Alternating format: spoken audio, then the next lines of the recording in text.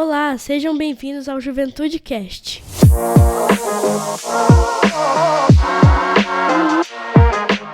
Eu sou o Pedro e estou aqui com a Maria Beatriz, Maria Júlia, Ana Laura e a Clara. Somos alunos do 7º ano do Colégio PHD e hoje estamos aqui para falar com a Natália, fonoaudióloga, e vamos conversar com ela sobre o autismo. Natália, o que é transtorno do espectro autista? É uma doença? O transtorno do espectro autista, ou autismo, ele não é uma doença. Ele é um transtorno do neurodesenvolvimento. Então, aquela criança, a pessoa, ela sente e pensa de uma forma diferente dos outros indivíduos. Ela já está presente na constituição do corpo da criança desde que a criança nasce. E por não ser uma doença, não se fala em cura, não existe cura.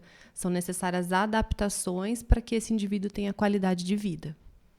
Natália, quais as possíveis causas do autismo? O autismo ele é potencialmente causado por fatores genéticos. Bem mais de 90%, se fala até que 99% dos casos a causa é genética. Quais as características do autismo? As principais características do autismo são a dificuldade na interação com as pessoas, na forma de interagir e na comunicação. Então, eu sempre falo que a comunicação não é a fala. Então, tem muitos autistas que falam, mas na hora de se comunicar, tem algumas coisas que ele não consegue entender e muitas coisas que ele não sabe também como se fazer entender. Então, que tipo de comunicação ele tem que ter em determinado ambiente, duplo sentido, às vezes o autista tem muita dificuldade quando faz alguma piada, às vezes ele vai repetir frases conhecidas porque ele não vai ter uma comunicação tão espontânea. Então, a gente tem outras características, mas para que seja autismo, tem que ter essa dificuldade na comunicação e na interação. Outras características que geralmente estão presentes é a dificuldade de processar os sentidos. Então, ele pode ter uma hiperreatividade, então reagir demais ou de menos a alguns estímulos sensoriais. Então, ao som, ao cheiro, ao toque. Os olhos, às vezes, também são muito sensíveis. Não sei se vocês já viram autista que, às vezes, põe as mãos no ouvido quando está num ambiente muito barulhento. Outra característica é o hiperfoco. Então, ele gosta de ir muito a fundo em algum determinado tema. Então, uma pessoa que sabe muito sobre carro, que sabe muito sobre dinossauros, que sabe muito sobre princesas quando é criança. E na adolescência, na idade adulta, às vezes esses interesses vão mudando, mas geralmente eles têm o hiperfoco, que é ir muito a fundo em um determinado tema. Outra coisa é não gostar de mudar muito, de flexibilizar muito, então gostar de fazer as mesmas coisas do mesmo jeito, ter uma rotina mais rígida. Então, esses são algumas outras características, tem inúmeras, mas as principais que às vezes a gente consegue ver aí nos autistas, na maioria dos casos. Natália, como é possível identificar o autismo? A gente consegue perceber alguns sinais desde muito cedo. Nós temos 3 níveis de autismo. Nós temos o nível 1 de suporte, nível 2 de suporte e nível 3 de suporte. Então, crianças que são do nível 3 de suporte, que têm mais dificuldades, às vezes a gente vai conseguir ver desde muito novinho. Desde quando a mãe está amamentando e a criança não olha nos olhos, ele se incomoda muito com o ambiente, ou ele não se incomoda, as pessoas chegam, ele não muda, não tem nenhuma reação. Então, quando tem um autismo que é um nível maior de suporte, desde bebezinho, antes da criança começar a falar, começar a andar, a gente já pode observar o comportamento e suspeitar de que talvez aquele bebê, aquela criança possa ser autista. Tá? Mas a gente tem que estar muito atento ao desenvolvimento, porque nós temos alguns marcos de desenvolvimento. Então, o que é isso? A gente espera que por volta de 1 ano a criança já comece a andar, que por volta de 2 anos ela já comece a ter uma fala mais mais funcional. Então, a gente não pode se apegar muito a isso, mas a gente tem que ter noção se aquela criança que a gente está acompanhando, seja o nosso irmão, nosso primo, nosso filho, né, nosso paciente, se ele está indo de acordo com mais ou menos esperado aí nos marcos de desenvolvimento, que não é regra, mas que norteiam a gente, ou se tem coisas que não estão evoluindo aí tão bem. Então, desde muito bebezinho, a gente já percebe sinais, sempre que tem qualquer dúvida, é importante que a família procure um profissional especializado, porque às vezes até leva em algum profissional, mas o profissional, vamos esperar, é muito pequenininho. Então, é importante que tenha um profissional especializado, com experiência, porque senão a gente vai deixar passar, não vai estimular essa criança da forma correta e vai realmente descobrir só mais lá na frente que aquela criança é autista, mas os sinais já estavam lá desde muito cedo. Natália, com qual idade pode ter o diagnóstico do autismo? O diagnóstico do autismo, ele pode ser feito, igual eu falei na pergunta anterior, assim que a gente observa que tem algo que não está adequado no neurodesenvolvimento, nós temos que buscar o profissional e, às vezes, nós não vamos ter o diagnóstico muito cedo. Porque hoje, não sei se vocês já ouviram, para várias questões, falar de diagnóstico precoce. Já ouviram esse termo? Que a gente fala, tudo é diagnóstico precoce. Mas a gente não pode se confundir um diagnóstico precoce com um diagnóstico precipitado. Então, se você tem um profissional experiente, qualificado, às vezes ele vai falar assim, olha, vamos colocar em terapia, vamos organizar a rotina, vamos colocar na escola e vamos ver como essa criança vai se desenvolver independente de um diagnóstico. Porque quando a criança tem um nível de suporte menor, às vezes a gente não consegue fazer um diagnóstico muito cedo. Né? Então, assim, fazer um diagnóstico muito cedo, aí não é benéfico. Eu já tive pacientes que foram diagnosticados com 1 ano e 7 meses, que é cedo. Mas eram casos que demandavam um nível de suporte maior. Agora, quando demanda um nível de suporte menor, às vezes a gente vai esperar para ver se a fala vai vir, nós vamos estimulando para ver se a criança vai conseguindo evoluir e conseguir diferenciar se foi um atraso no desenvolvimento ou se realmente existe um transtorno aí. Tá? Então, a idade do diagnóstico vai depender muito do nível de suporte. Mas uma informação que é muito importante passar e que vocês possam ir replicando também para as pessoas que vocês conhecem é que o diagnóstico é muito importante, mas que não é necessário para que se comece uma intervenção. Então, a gente vai percebendo qual a dificuldade da criança. Está com dificuldade na comunicação? Na linguagem, vamos procurar um fonoaudiólogo, independente do diagnóstico. Está com dificuldade com a questão sensorial, ele se irrita muito, não consegue usar algumas roupas, não consegue comer bem porque a textura da comida incomoda, vamos procurar uma terapeuta ocupacional. A dificuldade maior é porque ele não consegue lidar com a frustração, é muito irritado, comportamento muito desorganizado. Nós vamos precisar de uma ajuda da psicóloga. Então, a gente vai intervindo, já vai estimulando, independente se o diagnóstico já foi fechado ou não. Já percebemos que o autista faz alguns movimentos repetitivos. Para que eles servem? Quais são os principais? Esses movimentos repetitivos, eles são chamados geralmente de estereotipias ou STIMs. Eles geralmente são feitos pelo autista para que ele consiga se regular. Então, quando ele está muito ansioso, quando ele está num ambiente onde tem estímulos muito desconfortáveis, geralmente ele vai ter mais estereotipias. O que a gente mais vê, principalmente nas crianças menores, é o flap, que eles balançam as mãozinhas. Já viram alguma criança balançando a mãozinha assim? Dando pulinho, andando de um lado para o outro, de um lado para o outro, de um lado para o outro. Às vezes alguns gritinhos que a gente não entende por quê. Eles vão dar alguns gritos assim fora de contexto. Não é que machucou, não é que está doendo, mas é uma estereotipia da voz que a gente chama. Mas tem estereotipias que são muito discretas. Muitas pessoas têm estereotipias e não são autistas. Quem nunca ficou balançando o pé, balançando a perna, mordendo caneta, mordendo cantinho de lábio?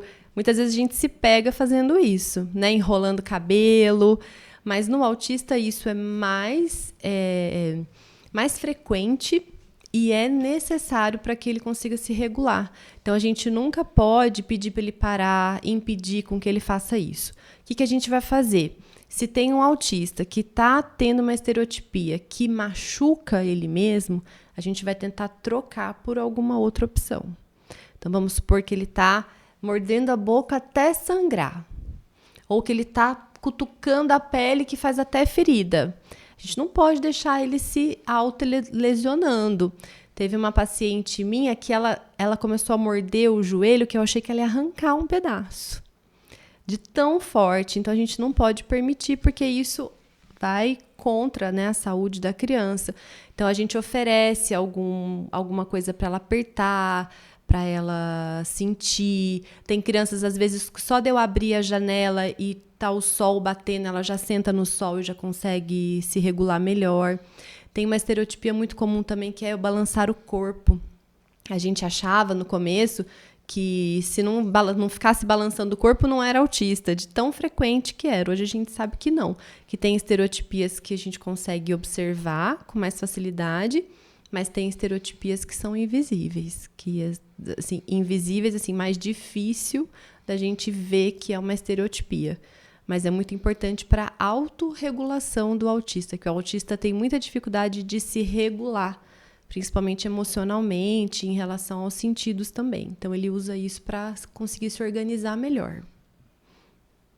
O que deve ser feito quando alguém é diagnosticado com autismo? Legal. A gente deve fazer coisas muito antes de ser diagnosticado com autismo, né? Então, como eu falei na pergunta de quando se faz o diagnóstico, para que a gente chegue no diagnóstico, muitas coisas já estão acontecendo. Por isso que houve essa suspeita, né? Então, assim que descobrir qualquer dificuldade da criança, do adolescente, do adulto, em qualquer idade da vida, nós já vamos intervir nessas dificuldades, tá? Mas depois, tendo o diagnóstico, tendo um laudo, é muito importante que se adeque às terapias. Então, qual terapia aquela pessoa precisa naquele momento?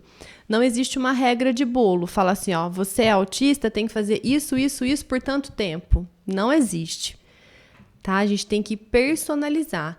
Você é autista, quantos anos você tem, qual a dificuldade que você tem hoje em dia, e aí nós vamos montar a intervenção dessa pessoa.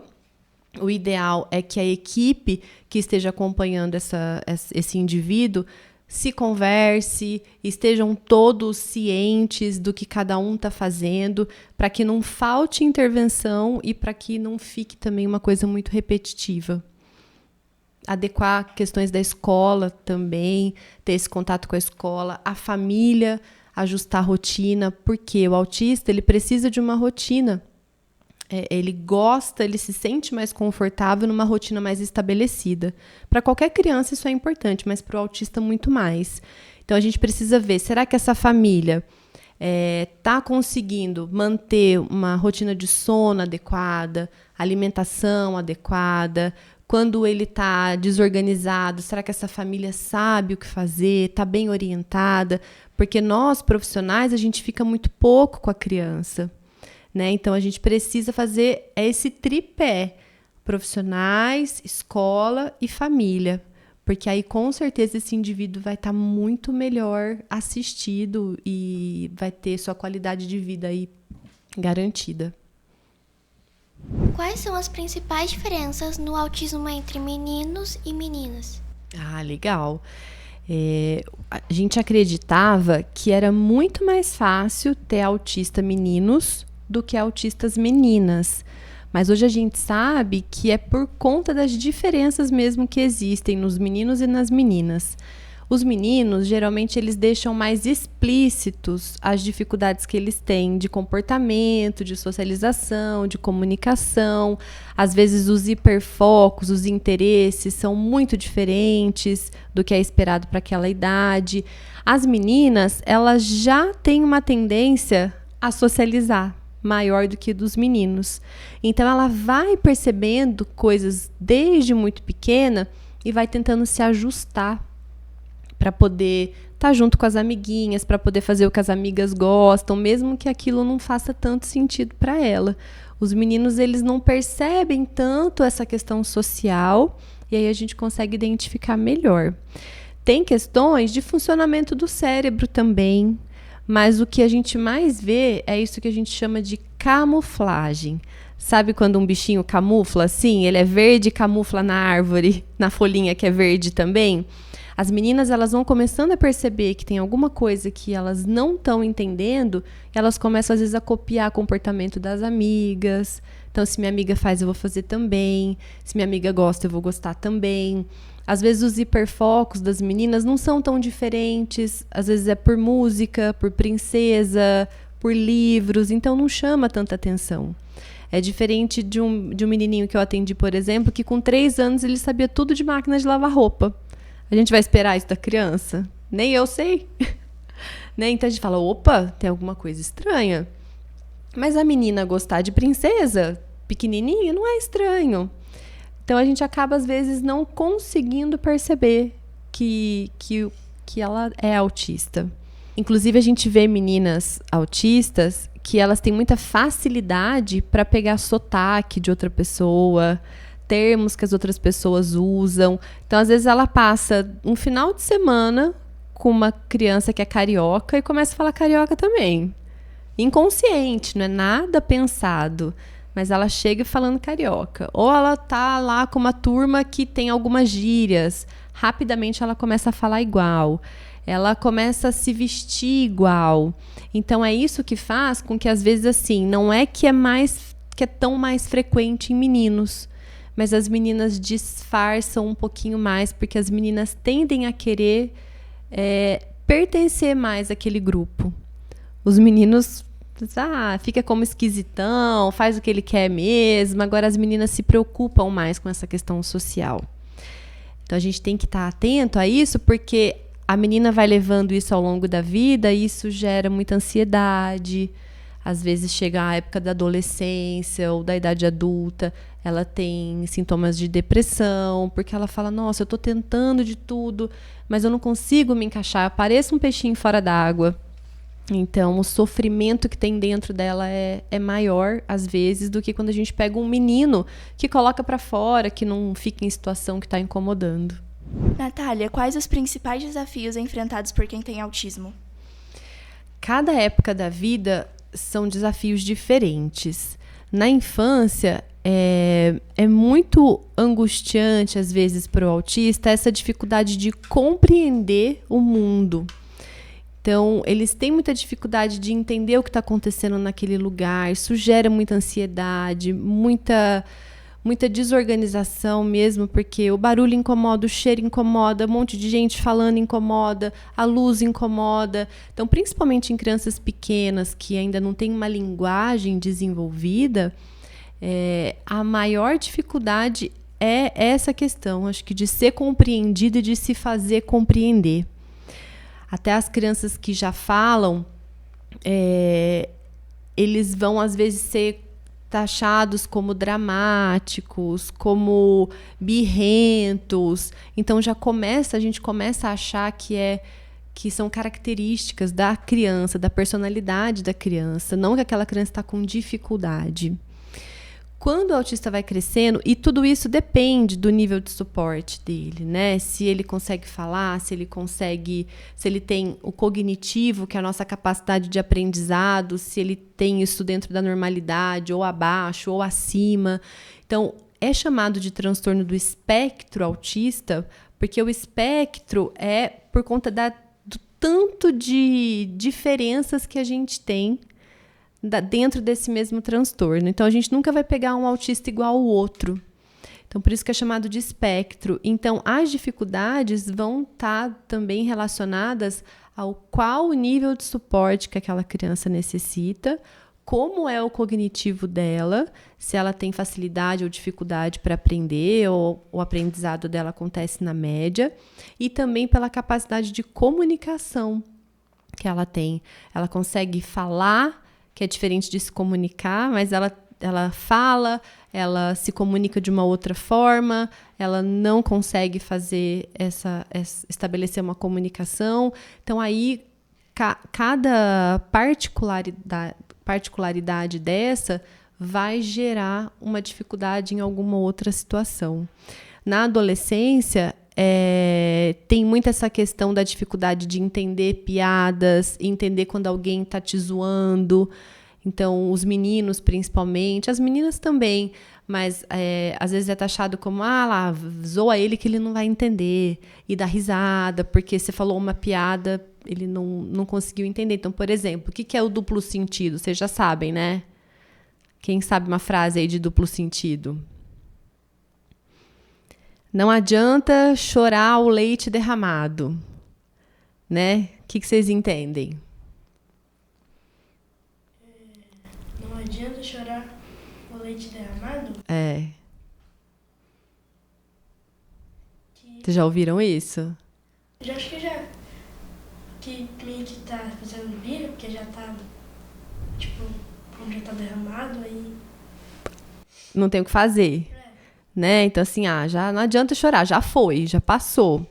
O autista vai ter dificuldade, ele vai imaginar o leite derramado, chorar por causa do leite que derramou, ele vai entender que você tá falando do leite mesmo. Então, imagina isso na adolescência, vocês são adolescentes, o que mais tem é piadinha, não é? Então, imagina um colega de vocês que tem dificuldade de entender essas piadinhas. Ele vai ter um sofrimento. Tem uns que não percebem tanto. Mas os que percebem, principalmente as meninas, elas vão ficar muito retraídas. Elas vão esperar ver o que a amiga vai... Que forma que a amiga vai reagir para ela reagir também. Então, essa é uma dificuldade bem presente na adolescência. E na idade adulta, quando você não tem o diagnóstico antes, então, não sei se vocês sabem, se o Pedro já falou, eu sou autista e eu descobri recentemente, eu só descobri porque eu já estava com outros sintomas, como depressão, ansiedade, toque. E aí você fala, nossa, de onde veio isso? E a gente tem que tomar cuidado, porque se você fica tratando só como um transtorno de ansiedade, só como uma questão de depressão, você não está indo na raiz do problema, na origem do problema. Então, seu sofrimento não vai melhorar.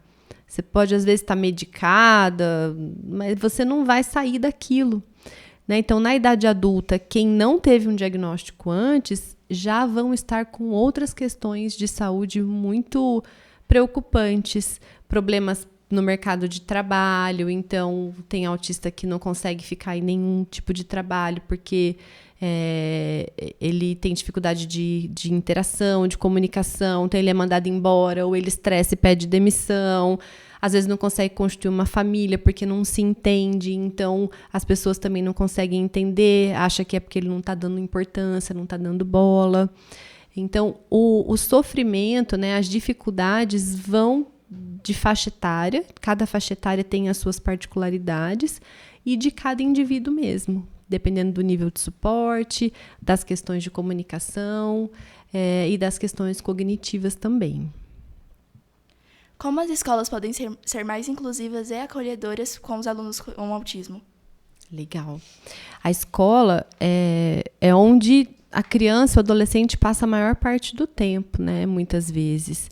Então, é muito importante que a escola conheça o que é ser autista, as diferenças que nós temos dentro do espectro, né? Dentro dessa gama de manifestações, porque se a escola pegar um modelo de autista e começar a replicar isso para os outros, não vai dar certo. Então, primeiro, a escola, os professores, todo mundo que estiver envolvido com aquela pessoa, precisa entender melhor as diferentes manifestações e buscar estratégias, não para o autismo, mas para aquela pessoa que tem o transtorno. Então, isso é individualizar o olhar. Mas eu queria colocar aqui que não é uma responsabilidade só da escola. É muito injusto a gente jogar uma responsabilidade dessa para o professor em sala de aula, para a escola em si. A família tem que estar muito envolvida nesse processo, principalmente. Então, a família precisa entender, né, a família que é responsável por aquela criança, por aquela pessoa, o que aquela criança tem de dificuldade e o que ela tem de habilidades. Porque aí, em conjunto com a escola, a gente consegue ir montando as estratégias para que ela consiga se desenvolver melhor. Então, a escola, nós precisamos lembrar de 2 pontos. A gente está na escola, sim, para aprender, mas onde é o maior momento de socialização de vocês, muitas vezes? É na escola também. As amizades, com quem vocês mais convivem, é na escola. Então, o autista tem dificuldade de socializar, de interagir. Então, isso que vocês estão fazendo aqui hoje é muito importante porque vocês, jovens, estão se capacitando para receber também um possível colega autista, para acolher, para entender que às vezes o jeito que ele falou com vocês, algum comportamento que ele teve, não é com alguma intenção ruim, tá? Não é que o autista seja tudo santo. Às vezes ele vai ter as questões de personalidade, mas muitas vezes é dificuldade mesmo, está necessitando de alguém que possa ter um olhar mais acolhedor mesmo para ele. Então, é um conjunto e eu gosto muito de enfatizar essa questão da família. O grande poder está na família. Eu acho que vocês sabem também que o Theo, né, irmão do Pedro, que é o meu outro filho, ele é autista. E às vezes a escola me passa alguma dificuldade que ele tem e eu sou a primeira a querer buscar estratégia. Eu não posso falar para a escola, se vira, ele está aí, problema de vocês. Tem que incluir o meu filho. A gente não pode fazer isso. Tá? Então, eu muitas vezes vou, busco, penso alguma coisa, discuto com o pessoal da escola e aí juntos a gente consegue um resultado muito melhor. Eu vou dar um exemplo aqui só para ficar mais claro para vocês. Essa semana, como ele é muito literal, muito rígido com algumas coisas, ele vai no integral, né? Então, ele toma café da manhã em casa, que ele toma o leite, e ele resolveu que ele não vai mais tomar café da manhã na escola, porque café da manhã é um só. E se ele já tomou em casa, por que ele tem que tomar outro café da manhã na escola? Aí a professora me mandou mensagem. Eu falei, olha, eu acho que é só uma questão dele não estar entendendo esse termo, café da manhã. Vamos tentar trocar por lanche? Falou, então, Theo, em casa você toma café da manhã. Na escola vai ser o lanche da manhã. Eu ainda falei para a professora, eu acredito que se a gente fizer assim, rapidinho vai dar certo. Foi um dia, no outro dia ele resistiu um pouquinho, a partir do 3º dia ele já está tomando o lanche da manhã, o café da manhã, o que for lá na escola. Então, às vezes, são adaptações muito pequenas, mas que se todo mundo estiver em sintonia, se todo mundo estiver tentando mesmo se ajudar para descobrir estratégias, a chance de dar certo é muito maior. Natália, a gente queria te agradecer pela entrevista. Eu que agradeço. Como eu disse no começo, foi uma alegria receber esse convite, um prazer muito grande estar aqui com vocês. Amei as perguntas, jovens muito antenados e muito sucesso para vocês todos. E estou à disposição para quando vocês precisarem. A gente queria agradecer também o Kaique, que está por trás das câmeras. Agradecer a Jaque, nossa professora, que deu a ideia desse podcast. E agradecer a todos que nos acompanharam até aqui e até a próxima.